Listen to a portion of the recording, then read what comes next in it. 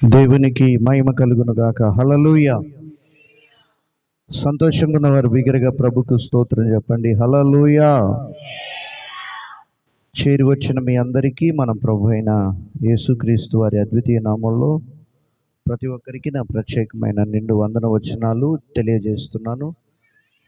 మంచిది. పక్కనున్న వాళ్ళని అందరూ బాగున్నారా అని అడగండి. దేవునికి స్తోత్రం కలుగును గాక. హల్లెలూయా. ఇంకా దేవుని మందిరానికి వస్తూ కూడా వాళ్ళు నాతో మాట్లాడరు, వీళ్ళు నాతో మాట్లాడరు, పక్కన వాళ్ళతో మాట్లాడననే ఆలోచనలో ఉంటే దేవునికి ఇష్టలుగా మనం ఉండమన్నమాట. మంచిది. ఈ సమయంలో దేవుని వాక్యం మనం నేర్చుకుందాం. ఋతు గ్రంథం మనం నేర్చుకుంటూ వస్తున్నాం. ఋతు గ్రంథంలో పరిశుద్ధాత్మ దేవుడు అనేక విషయాలు మనకు విషాదపరుస్తూ తెలియచేస్తూ దేవుడు వస్తున్నారు. ఋతు గ్రంథంలో మనం ఈరోజు 5వ వచనం అయిపోయింది, 6వ వచనంలో మనం ఉన్నాం. 6వ వచనాన్ని ధ్యానం చేద్దాం. ఈరోజు ఆ 6వ వచనంలోని ధ్యానాంశం ఏంటంటే నిరాశలో వినబడిన శుభవార్త. అందరు చెప్పండి.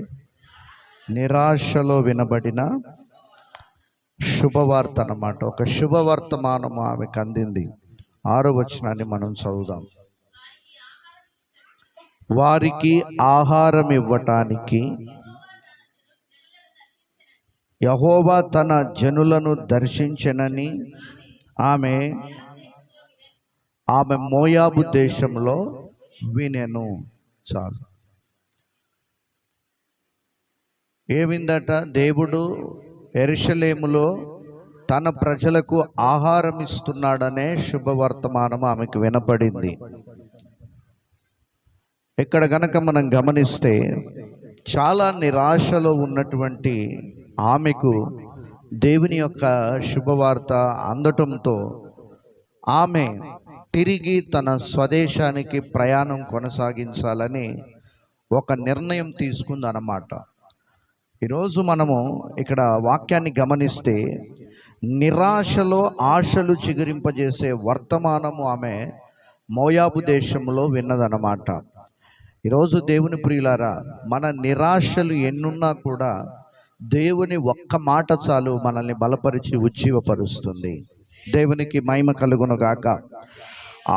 ఆమె విన్న శుభవార్త ఏంటంటే యెహోవా తన జనులకు ఆహారం ఇస్తున్నాడనే శుభవార్త విన్నదన్నమాట. ఏ శుభవార్త?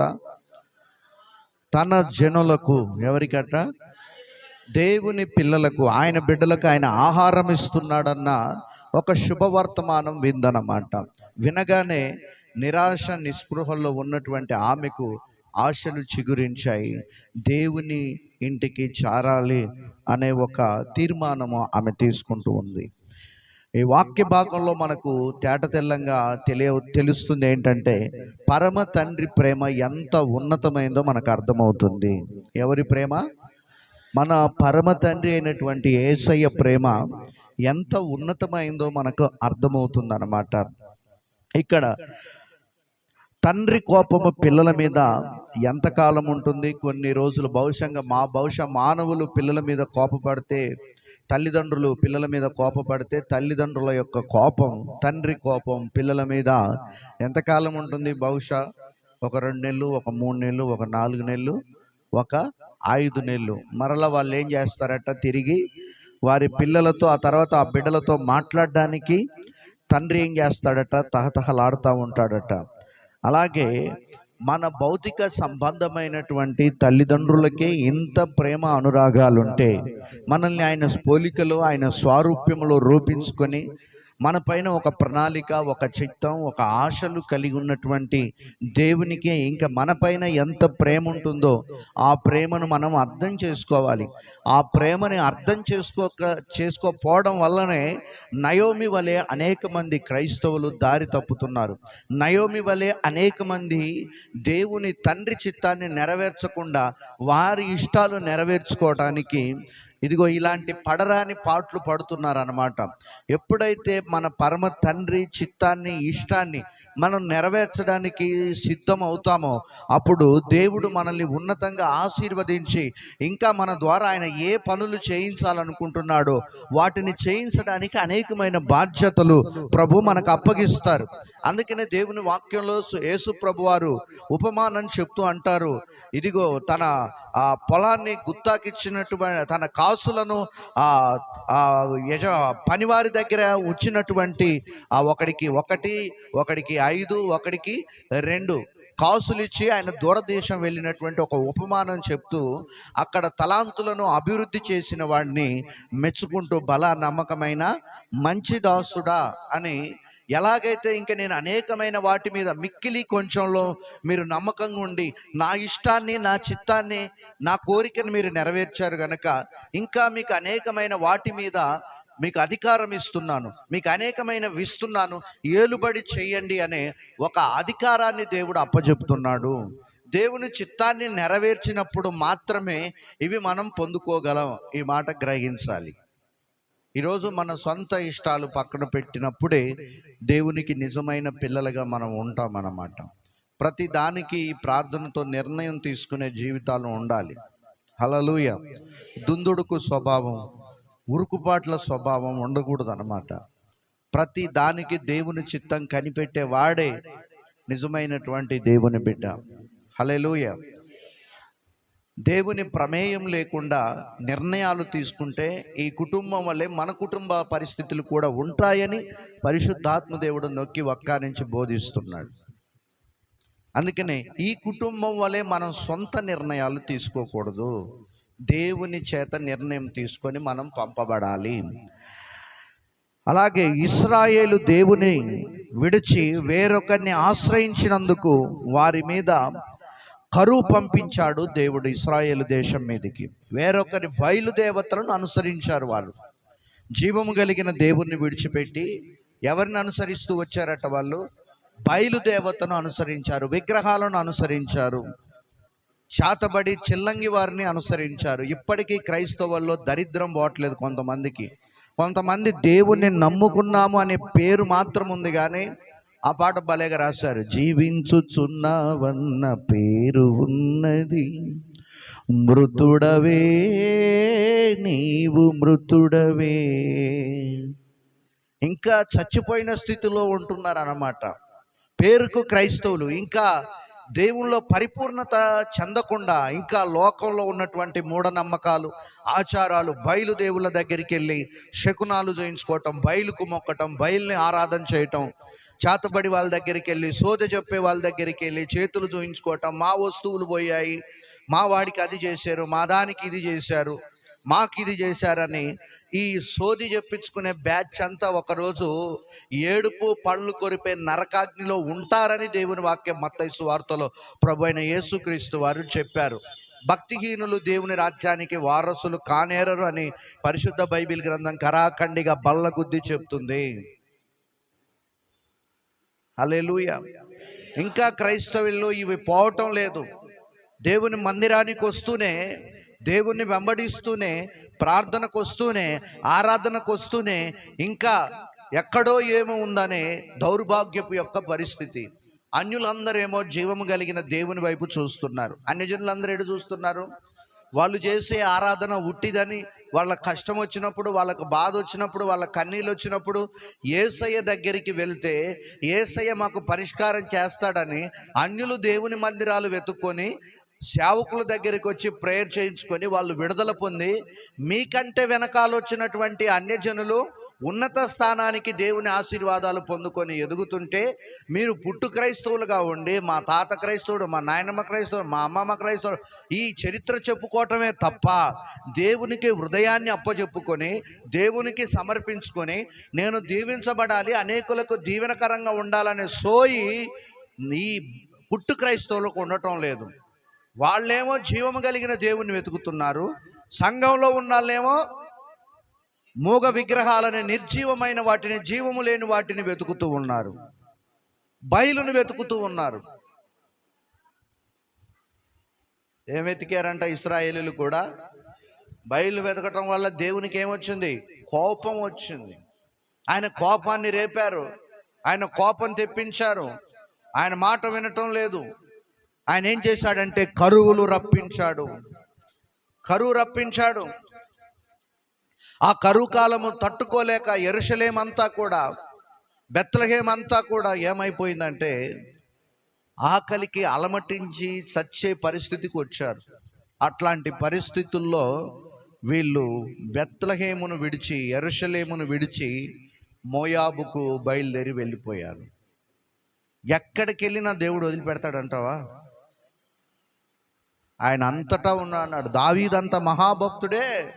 నేను ఆకాశంకి ఎక్కినా నువ్వు అక్కడున్నావు, సముద్ర దిగంతంలోకి వెళ్ళినా, పాతాళంలోకి వెళ్ళినా అంతటా నువ్వే ఉన్నావు, నిన్ను కాదని నేను ఎక్కడ కూడా ఉండలేనని దావీదు భక్తుడు, మహాశయుడు గొప్ప కీర్తన ఎత్తి పాడాడు.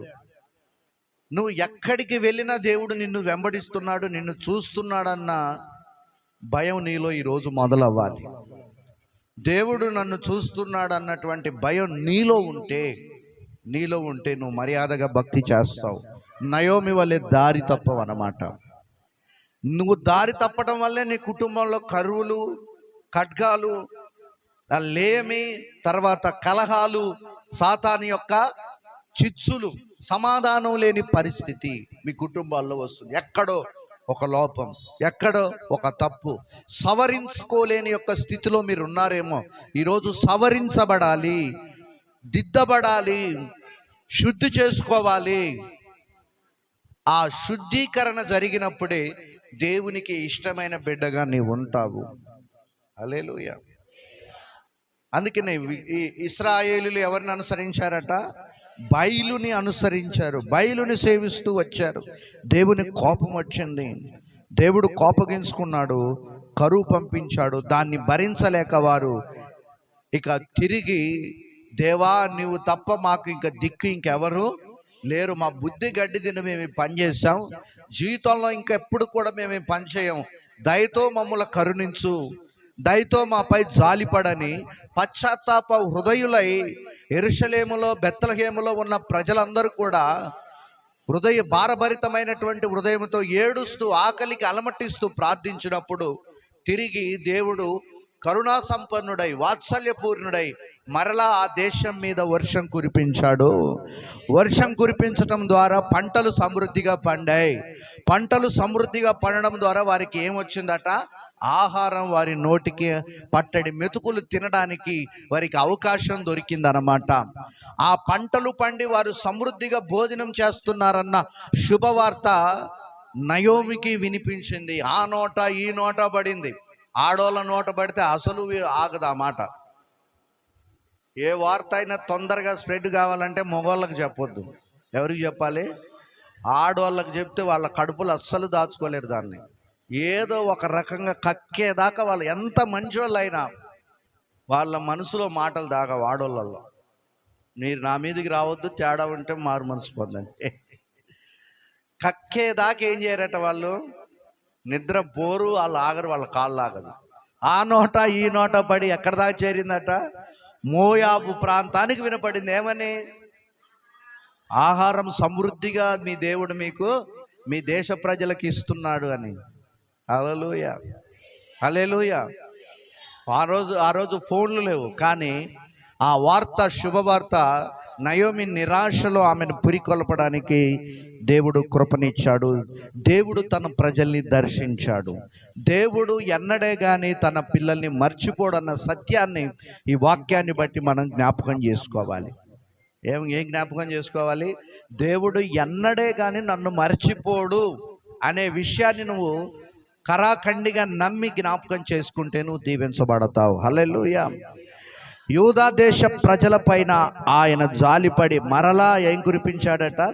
వర్షాలు సమృద్ధిగా కురిపించాడు. ఎంత ప్రేమ కలిగిన దేవుడు. హల్లెలూయా.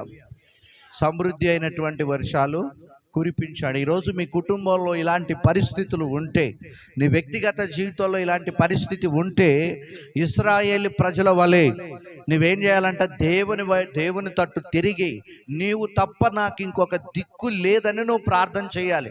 ఇప్పటి వరకు ఏ విగ్రహాల కాడికి తిరిగావో, ఏ విగ్రహాల కాడ మొక్కావో, ఏ బొమ్మలకు మొక్కావో, ఏ ప్రతిమలకు మొక్కావో, ఎక్కడ మూడబాటల కాడ విగ్రహారాధికుల మాటలు, సోదె చెప్పే వాళ్ళ మాటలని నీవు ఎక్కడ ఎండు మిరపకాయలు పోసావో, ఎక్కడ పచ్చ ముద్దలు పెట్టావో, ఎక్కడ నిమ్మకాయలు వేసావో, అర్ధరాత్రి ఎవరు చూడనప్పుడు ఎక్కడ 3 బాటల కాడ కొబ్బరికాయలు కొట్టావో, జాగ్రత్త బిడ్డ, మర్యాదగా ఉండదు. దేవుడు మొత్తితే బతకవు చెప్తున్నా.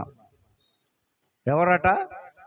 దేవుడు మొత్తితే బ్రతకవు. అరే, యాజకుడిని ధిక్కరించి ఒక రాజు, ఆయన పేరు ఇది ఉండే, గుర్తురాట్లే నాకు సమయానికి, ఉజ్జారాజు ఏం చేశాడంటే, నేను దూపమేస్తాడని వెళ్ళాడు. ఎక్కడికి వెళ్ళాడు? ప్రత్యక్ష గుడారంలోకి నేను దూపమేస్తానని వెళ్ళాడు. వెళ్ళిన తర్వాత ఏమైంది? దేవుడు మొత్తాడు. మొత్తితే కుష్టి తగులుకుంది. కుష్టి తగులుకొని జీవితకాలం అంతా కూడా కృషించే తొందరగానే దేవుని చేతిలో పడుట బహు భయంకరం. యేసయ్యను అలుసుగా తీసుకోకండి, ఆయన ప్రేమమయుడని. ఆయన ప్రేమమయుడని సౌలునే వదిలిపెట్టాడు. ఆ సోదె చెప్పేదానికి ఆడిపోయి మంచిగా భోజనం చేశాడు, అక్కడ కూర్చున్నాడు. ఆ రాత్రి అక్కడ వెళ్ళబుచ్చాడు. తెల్లారేసరికి యుద్ధంలో ఖడ్గం చేత మెడకాయల మీద తలకాయలు లేకుండా చేపించాడు దేవుడే ఫిలిస్తీయుల చేత. ఫిలిస్తీయులను బలపరిచాడు. మన బుద్ధి బాగాలేనప్పుడు మన శత్రువుల్ని బలపరుస్తాడు దేవుడు. అందుకనే మన భక్తి జాగ్రత్తగా మనం కొనసాగించాలి. శత్రువుకు అవకాశం ఇవ్వకుండా దేవునికి అవకాశం ఇచ్చి మనం బ్రతకాలి. ఇవన్నీ చేసిన వాళ్ళు ఇక్కడ చాలామంది ఉన్నారు కూడా. దేవుడు అన్నీ చూస్తున్నాడు దేవుడు. అందుకనే ఈరోజు నువ్వు పశ్చాత్తాపడాలి, ఈరోజు నువ్వు మారు మనసు పొందాలి, ఈరోజు నిజమైన క్రైస్తవురాలుగా బతకడానికి తీర్మానం తీసుకోవాలి. దేవుని దగ్గర చేతులు చాపాలి. ఇశ్రాయేలీల వల్లే ఫిలిస్తీన్ల దగ్గరికి వెళ్ళారా? వెళ్ళలేదు. పక్కనున్న మోయాబుకు వచ్చారా? కరువులో ఏం చేశారు? అక్కడే ఉండి పశ్చాత్తాపంతో ప్రార్థన చేశారు. హల్లెలూయా, దేవునికి మహిమ కలుగును గాక. అందుకనే దేవుని ప్రియులారా, ఇలాంటి క్రియలు చేస్తే మన జీవితాల్లో ఇలాంటి చిందరవందరమైన పరిస్థితులు కుటుంబాల్లో వస్తాయి. సాతాను రాజ్యాన్ని కూలగొట్టుకుంటాడా? వాడు తాత్కాలికమైనటువంటి అద్భుతాలు చేసినట్లు మిమ్మల్ని మాయ చేస్తాడు. ఏం చేస్తాడట? మనకు తెలుసు కదా, మ్యాజిక్ చేసేవాళ్ళు, మ్యూజిషియన్స్ ఏం చేస్తారు? ఒక కాగితాన్ని 10 రూపాయలు చేసి, వాడు మరి అలా ఎన్ని కాగితాలు, వాడు ధనవంతుడు కావచ్చు కదా, ఎంతోమందికి దానం చేయొచ్చు కదా, మన దేశ అప్పంతా తీర్చొచ్చు గట పిచ్చి కాగితాలన్నీ డబ్బులు చేసి. అవునా? రాళ్ళని బంగారం చేసి అందరికి, ఆడవాళ్ళందరికీ తులాలు గిఫ్ట్గా ఇవ్వచ్చు కదా. సాతానుడు కూడా అంతే. తాత్కాలికమైన కళ్ళ ముందల ఏదో మరిపించినట్లుగా, ఏదో చేసినట్లుగా చేస్తాడు. కానీ వాడు మిమ్మల్ని పట్టుకొని ఏం చేస్తాడట? నాశనం చేసేదాకా వదిలిపెట్టాడు. వాని రాజ్యాన్ని ఎప్పుడు వాడు కూల్చుకోడు. వాని రాజ్యానికి వ్యతిరేకంగా ఎప్పుడు పనిచేయడు.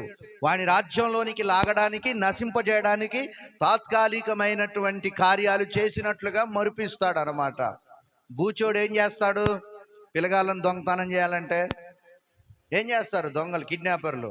చాక్లెట్ ఆశించి భయపెడతాడు. వాడు చాక్లెట్లు చూపి ఎరేస్తాడు, ఎరేసి తీసేసుకొని వెళ్ళిపోతారు. సైతానుడు కూడా అంతే. నువ్వు వెళ్ళిన తర్వాత వాడుకుంటాడా? చేతి నిండా దొరికారా నాయన అనుకుంటాడు.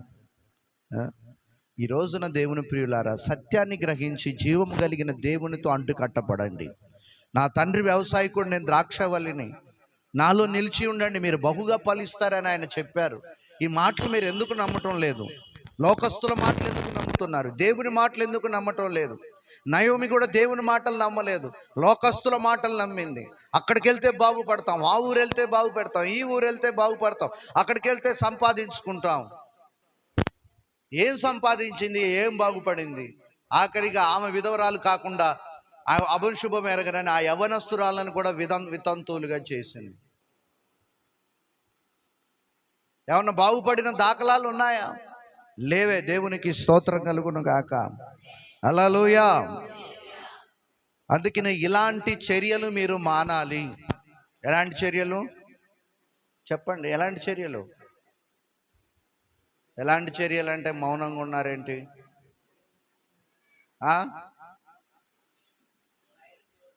కష్టాలు వస్తే ఎక్కడికి వెళ్ళాలి? మందిరానికి రా, ఉపవాసం ఉండు, ఇళ్ళబడి బొరలాడు వారం రోజులు. ఆడికి పోయి 10,000 20,000 ఇచ్చి దరిద్రం తెచ్చుకునే దానికంటే ఇళ్ళ ఉచితంగా ఇళ్ళ బొరలాడు ఏడు, కడుపు మార్చుకో 4 రోజులు వారం రోజులు. దేవుడు ఎందుకు కార్యం చేయడు? ఆ మాధవకాల పిల్లగాడిని నెమ్మడి పెట్టుకొని వచ్చి 5 రోజులు బండిరా, 5 రోజులు ఇలా మందిరంలో బండి ఏడ్చింది కొడుకు కోసం. తెల్లారుజామున లేచి నైట్ పూట బాగు చేయలేదా నిన్ను? బాగు చేశాడుగా దేవుడు, స్వస్థపరిచాడుగా. దేవుడు ఎందుకు బాగు చేయడండి? విశ్వాసం ఇంత ఆలస్యమైనా మన విశ్వాసానికి పరీక్షలు. కొంత ఆలస్యంగా అద్భుతం చేస్తాడు. ఎందుకంటే ఈ కష్ట సమయంలో ఇంకా నా మీదనే ఆధారపడతారా, నయోమి వాళ్ళే మరొక దారి చూసుకుంటారా? ఏం చేస్తున్నాడంట? పరీక్షిస్తాడు. మందిరంలో పడి ప్రార్థన చేయండి, దేవుణ్ణి స్తుతించండి, దేవుడు కార్యాలు చేస్తాడు. ఇంకా మూఢనమ్మకాలు, ఇంకా దేవుని సన్నిధికి వస్తూ మందిరానికి వస్తూ ఆ దర్వాజా అటు మార్చాలి, ఇంటికి కలిసి రావట్లేదు, ఈ కిటికీ ఇటు మార్చాలి. నీ బుద్ధి మార్చుకో. నీ హృదయం బాగాలే, దాన్ని కోసి బయటికి దరిద్రం వదులుతుంది. వాళ్ళు చెప్పితే అది కూడా చేస్తారు వీళ్ళు. ఏది సిద్ధాంతి చెప్తే నీ గుండె కోసి దర్వాజాకి ఎలాడదీయనే ఎలాడ తీసుకుంటారు వీళ్ళు.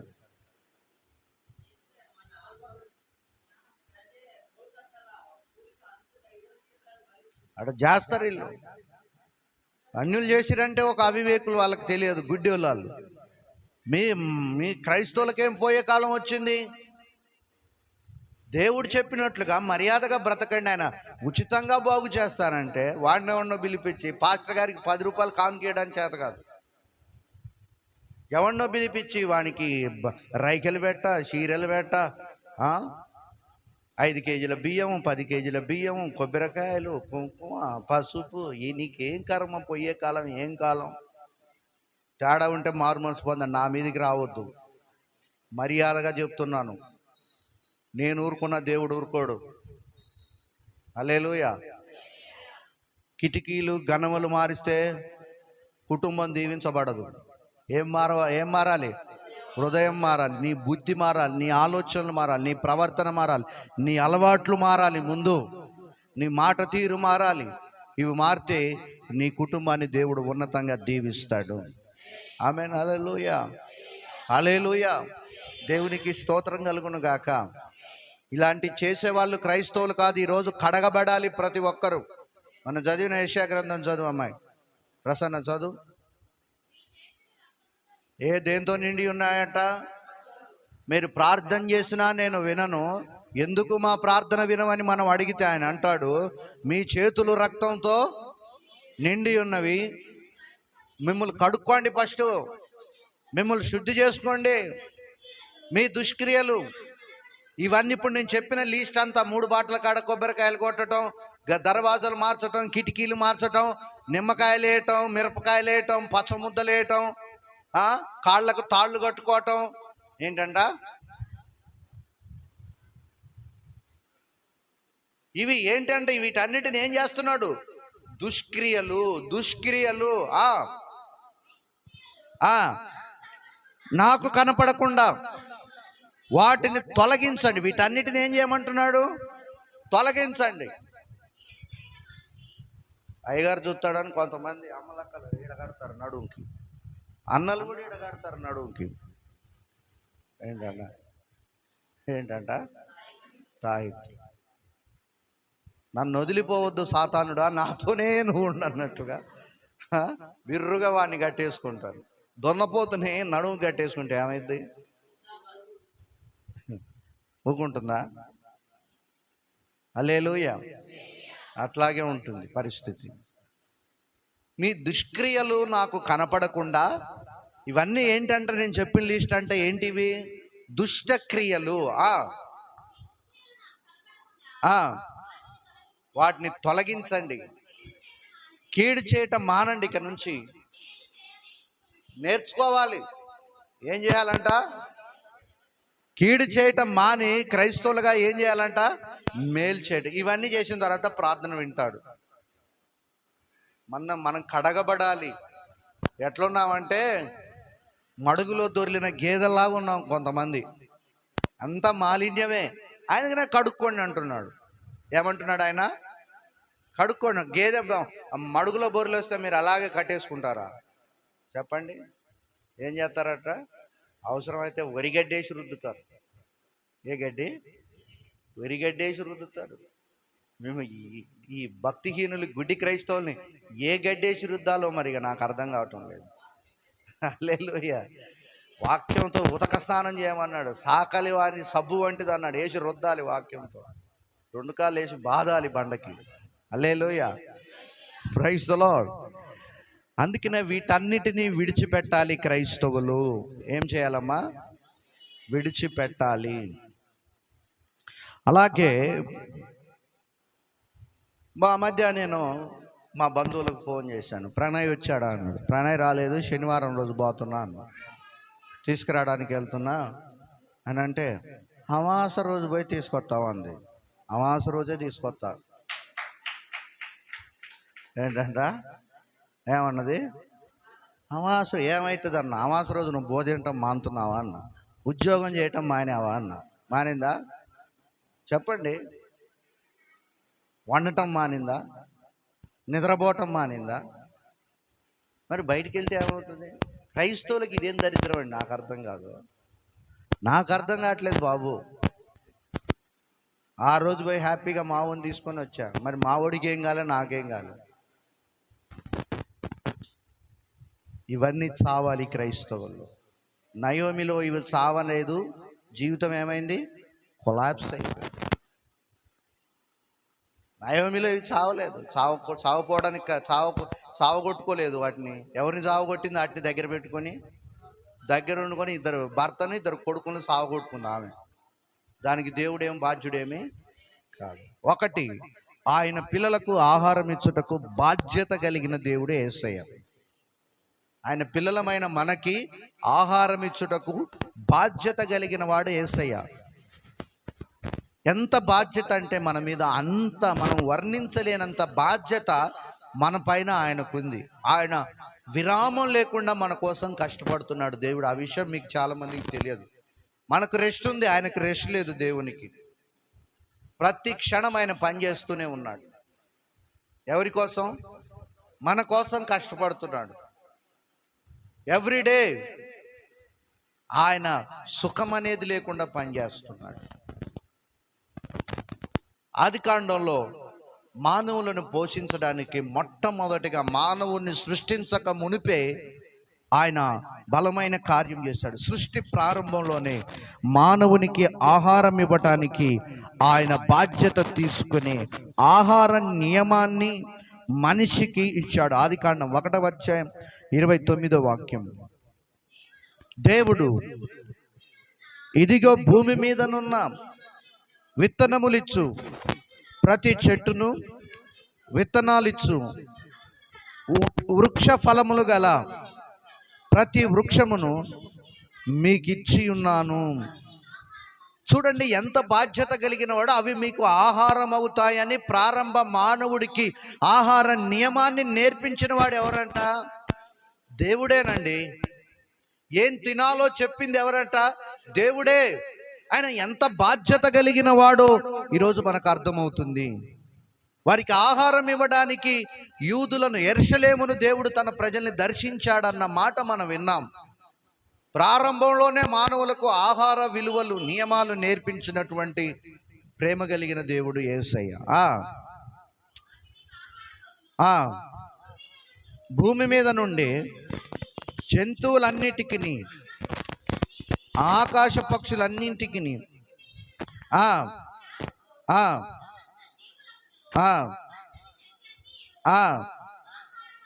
ఆహారమగునని పలికెను. చూడండి, ప్రతి దానికి, మూగ జీవాలకు కూడా ఆహార నియమం ఇవ్వటంలో బాధ్యత కలిగిన దేవుడు. మరి నిన్నెందుకు పోషించడు? నువ్వెందుకు భయపడుతున్నావు? నువ్వెందుకు దిగులు పడుతున్నావు? నువ్వెందుకు అధైర్యపడుతున్నావు? మీరు ఎందుకు కృంగిపోతున్నారు? నిన్ను పోషిస్తాడు, నిన్ను బలపరుస్తాడు, నీకు సాయం చేస్తాడు. నువ్వెవరి దగ్గర చేతులు చాచి అర్జించాల్సినటువంటి విషయం ఏం లేదు. అలాంటి పరిస్థితులు మనకు వస్తాయి. వాళ్ళని అడిగితే బాగుండు, వీళ్ళని అడిగితే బాగుండనే ఆలోచనలు వస్తాయి. ఆలోచనలు అణుచుకొని దేవుని వైపు చేతులు ఎత్తి ప్రార్థన చేయాలి. అవసరమైతే దేవునికి ప్రార్థన చేసుకొని ఇంకెక్కువగా కష్టించే బలాన్ని ఇవ్వమని అడగాలి దేవుణ్ణి. కష్టకాలంలో మనుషుల్ని మనం ఆశ్రయిస్తే వాళ్ళకు మనం చులకనవుతాం. ఎవరికి చెప్పండి? చులకనవుతాం. చులకన కావడానిక దేవుడు మనల్ని ఎంపిక చేసుకుంది. మనం ఏం చేయాలట? అడగాలి, ఆయన అడగాలి. Praise the lord. హల్లెలూయా. ఆయన బాధ్యత ఎంత కలిగిన వాడో ఇప్పుడు ఈ వాక్యాన్ని బట్టి మనకు అర్థమైంది. కానీ చాలామంది మాట్లాడే మాటలు ఎలా ఉంటాయంటే, వారు చేసిన దేవునికి వ్యతిరేకమైనటువంటి పనులను బట్టి, వారు దేవునికి వ్యతిరేకంగా నడిచిన విధానాన్ని జ్ఞాపకం చేసుకోరు. దేవుడు నన్ను ఎందుకు ఇలా చేశాడు, నాకెందుకు ఇలాంటి కష్టాలు రప్పిస్తున్నాడు, నేను ఎందుకు ఆయన కంటికి కనపడటం లేదు అని దేవుణ్ణి ప్రశ్నిస్తున్నారే తప్ప, నేను దేవుని ఆశీర్వాదాన్ని చూడపోవడానికి, దేవుని యొక్క దీవెనకు మేము నా కుటుంబం పాత్రలు కాపోవడానికి నాలో లోపాలేంటి, నాలో బలహీనతలేంటి, నేను ఎందుకు దేవునికి దగ్గరగా కాలేకపోతున్నాను, ఆయన ఎందుకు నాతో మాట్లాడటం లేదు, నేనేం చేయాలి, ఎలా ఉండాలి, ఎలా బ్రతకాలి, నా టైం టేబుల్, నా నియమం, నా కాల సమయ పరిమితి ఏంటి దేవునితో గడపడానికి, ఇవి నేను పాటిస్తే దేవుడు ఖచ్చితంగా నన్ను దర్శిస్తాడు, ఇశ్రాయేల్ని దర్శించిన దేవుడు నన్ను దర్శిస్తాడు అనే ఆలోచన చేయరు. కానీ ఆయన దుయ్యబట్టడం, ఆయన్ని హేళన చేయటం, ఆయన మీద సనగటం, ఆయన మీద గునగటం మొదలు పెడుతున్నారు. ఇంత మాత్రమే కాకుండా ఇంటి పక్క ఆమెని వాళ్ళకు సమృద్ధిగా ఉంది, ఇంటి వెనకామెకి సమృద్ధిగా ఉంది, ఇంటి ముందలామెకి సమృద్ధిగా ఉంది, నేను రోజు ప్రార్థనకు వస్తున్నాను, నాకెందుకు ఇలా ఉంది, ఈ బుద్ధి మారనంత వరకు, ఇతరులను చూసి ఏడ్చే ఆలోచనలు మారనంత వరకు మన బ్రతుకులు బాగుపడవని దేవుని వాక్యాన్ని బట్టి నేను చెప్తున్నాను. ఒకని కలిమి విస్తరిస్తే దేవుణ్ణి స్తుతించమని బైబిల్ చెప్తుంది. ఏం చెప్తుంది? దేవుణ్ణి స్తుతించమని బైబిల్ చెప్తుంది. ఆ దీవెన పొందుకోవడానికి మనమేం చేయాలో ప్రభు పాదాలు పట్టుకోవాలి. ఈర్ష్యపడొద్దు ఎవరి మీద. వాళ్ళని ఆశీర్వదించినందుకు దేవుణ్ణి స్తుతించు. ఒకవేళ భక్తిహీనులైతే భక్తిహీనుల యొక్క అభివృద్ధిని బట్టి నువ్వు సనగమాకు, వాళ్ళు కొద్ది కాలమే నిలిచి ఉంటారు. నీ చుట్టూ ఉన్న వాళ్ళు ఎవరంట? భక్తిహీనులు. ఆ భక్తిహీనులు వర్ధిల్లుట చూడటం నువ్వు చూసి అసూయపడకు. భక్తిహీనులు ఎలా పెరుగుతారంటే, ఉదాహరణకు మా ఇంట్లో వాడు అది నాటాడు. ఏం చెట్టు అది? మునగ చెట్టు. ఎంతలో పెరుగుద్ది అది? అన్ని చెట్ల కంటే వేగంగా పెరిగేది మునగ చెట్టు. ఒక్క గాలి ఈసింది, ఏర్లతో సహా లేచి బయటపడ్డది. భక్తిహీనులు ఉదాహరణ. భక్తిహీనులు కూడా అంతే. మీ కళ్ళ ముందల ఎదిగినట్లు కనపడతారు, నువ్వు గురుంగకు. వాళ్ళ వేర్లు తొలగించబడతాయి, కానీ నీకెన్ని కష్టాలు వచ్చినా నీ వేరు యేసులో లోతుగా, ఎక్కడికంత లోతుగా, ఎన్ని పెను తుఫానులు వచ్చినా, ఎన్ని గాలులు వచ్చినా ఖర్జూర వృక్షము వలె యేసయ్య సన్నిధిలో మీరు మువ్వ వేస్తారు. అంత బలమైనటువంటి శక్తిని, ఆత్మీయ జీవితాన్ని నీకు ఇచ్చాడు ప్రభు. అందుకనే పడిపోయే వారిని చూసి నువ్వేం చేయకూడదంట? ఏడవద్దు. వాళ్ళ తొందరగా ఎదుగుతారు పడడానికే. కానీ నువ్వేం చేస్తున్నావట? చిన్నగా ఎదిగిన నువ్వు అనేకులకు దీవెనకరంగా దేవుడు నిన్ను మారుస్తాడు. ఈ సత్యాన్ని ఈరోజు నువ్వు గ్రహించాలి. హల్లెలూయా, హల్లెలూయా. చింత చెట్టు తొందర పెరుగుద్దా, ఆలస్యంగా పెరుగుద్దా? ఆలస్యంగా పెరిగిన దాన్ని ఎవడు, ఎన్ని గాలులు రాని, తుఫాను రాని పడదు. అది ఫలాలు ఇస్తుంది, దాని దగ్గర చిగురు కూడా ఇస్తుంది మనుషులకి. కదలదు, అది కదల్చబడదు. దాని కొమ్మ పట్టుకొని ఊగినా ఇరగదు అది. అవునా? ఎంత బలం దానికి. క్రైస్తవుడు కూడా అంతే. దేవుడు మనల్ని 30 దంతలు 60 100, స్టెప్ బై స్టెప్ దీవిస్తాడు. దాని కొరకు ఈ దీవించబడే విధంలో ఎన్నో శ్రమలు, ఎన్నో కష్టాలు, ఎన్నో నిందలు మనకు అనేకం జరుగుతూ ఉంటాయి. వీటిని మనం తట్టుకొని నిలబడాలి. ప్రార్థనలో మన పాదాలు నిలదొక్కుకోవాలి. విశ్వాసంలో మన హృదయం బలపరచబడాలి. హల్లెలూయా, దేవునికి మహిమ కలుగును గాక. అందుకని అర్థమైందా? ఎవరి యొక్క అభివృద్ధిని చూసి మనం సనగడానికి, గునగడానికి అవసరం లేదు. మన లోపాలు ఏంటో మనం ఏం చేసుకోవాలట? తెలుసుకోవాలి. దేవుని తెలియజేస్తాడు. దావీదు అంతటి వాడే అన్నాడు, నా లోపాలు ఏంటో నాకు తెలియజేయండి ఆయన, నేను వాటిని తీసేసుకుంటానన్న. ఆఫ్టర్ ఆల్ మనం ఎంతండి? దావీదును పట్టుకొని దేవుడు అంటాడు, అతడు నా హృదయానుసారుడు అని దేవుడు సాక్ష్యం ఇచ్చాడు, మనుషులు కాదు. దేవుడి చేత సాక్ష్యం పొందినవాడు అంటాడు, నాలో లోపాలుంటే నాకు తెలియచేయ, దయచేసి హేయమైన ఉంటే తీసేసుకొని ఇంకా దగ్గరగా వస్తాను నీకు అని అంటాడు. దావీదుకు వచ్చిన కష్టంలో ఒక్క కష్టం నీకు వచ్చినా నువ్వు అసలు మందిరానికి రానట్టే ఉంది. సింహాసనం మీద కూర్చున్న లగ్జరీ లైఫ్ ఎరుగుతాడు, అరణ్యంలో ఆకలికి అలమటించిన జీవితాన్ని కూడా ఎరిగాడు. రెండిటి మధ్య ఆ వాక్య భాగాన్ని, ఆ అనుభవాన్ని బట్టి దీనస్థితిలో ఉండని ఎరగాలి.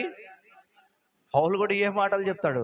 సంపన్న స్థితిలో ఉన్నది కూడా ఎరిగి ఉండాలి. మనం రెండిటికి తట్టుకోవాలి, బ్యాలెన్స్డ్గా ఉండాలి.